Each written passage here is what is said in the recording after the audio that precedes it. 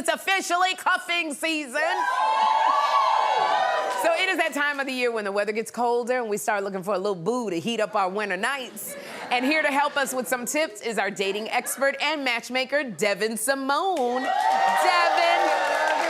I gotta say, girl, last time you were here, you were single. Now you're looking different because you got married, took your own advice. I did. You got married. Look at you, you're a beautiful bride. Thank you. Yes. Thank you. And John was even at the wedding. John was there. He was at the dessert bar. He was doing all the things. Yeah, it was so fun. Oh my goodness, so congrats, girl. Thank you. Married lady. So now you say cuffing season is the perfect time to start dating. It is. So Why? cuffing season is a real thing. The term actually entered the Urban Dictionary in 2011, and it really took off in 2013. But basically what we see is this time of year, more people than ever are ready to cuff up and find a boo. So it's a great time to be intentional and get out there. So no more hot girl summer. No more hot girl summer.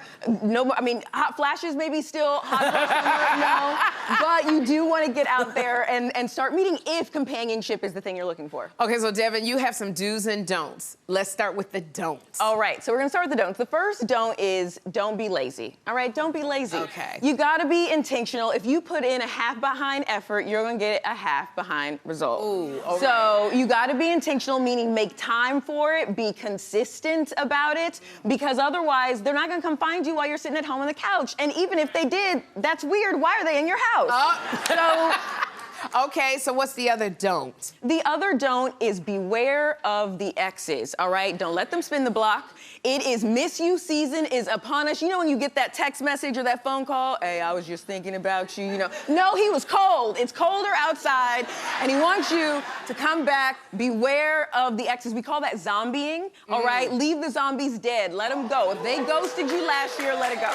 Oh, man. And it's cold, and I was looking up through exes. Okay. Yeah. All right, so what's the last don't? The other one is don't rush the relationship. So if you do meet someone in cuffing season, don't feel pressured. It doesn't matter that Aunt Melba wants you to be married with 6 kids by now or remarried, whatever. Go at your own pace. You get to set that standard. Okay, so now that we done done the don'ts, what should we be doing? The first thing you should do, Sherri, is get excited. Be excited. Remember why you're doing this. There is nothing like a great, sexy partner you can come home to, you can watch your favorite shows with. So be excited about that and make sure that you're carrying that energy over into dating. Because if you have a stank attitude, they're gonna feel it. Okay, no stank attitude. So what's the next do? The next thing is shoot your shot. You miss 100% of the shots you don't take. So I know we've seen Sherri shouting out to Trevor Noah, but she's smart, right? Like, shoot that shot. Keep going because you never know. Whether it's on Instagram, LinkedIn, social media, I know it's not what we were doing 30 years ago, but you've got to be adaptable. So shoot your shot. You never know what it could lead to. Never know. All right, so what's the last do? The last thing you should do is if you feel like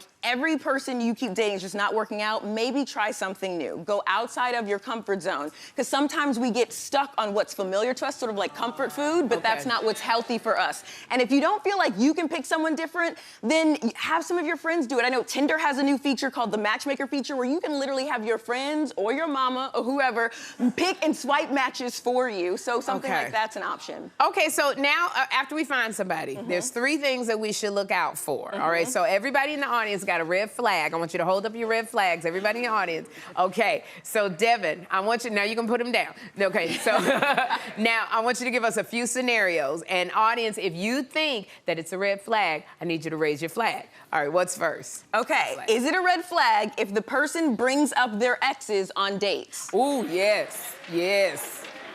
That is 100% a red flag, Sherri. Like, giving a brief overview of your past relationship, fine, but keep talking about them, it's weird. Don't do it. All right, and what's next? Next one, showing up late to dates.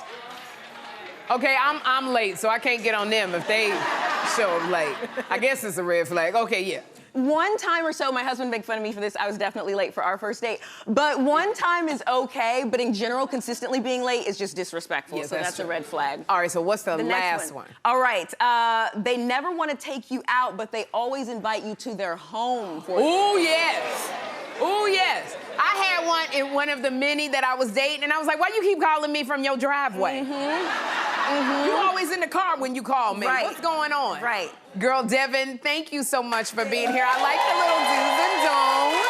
I I like them. Y'all, for more info on Devyn's dating courses, go to sherryshowtv.com. We're gonna have a good time. We're gonna have a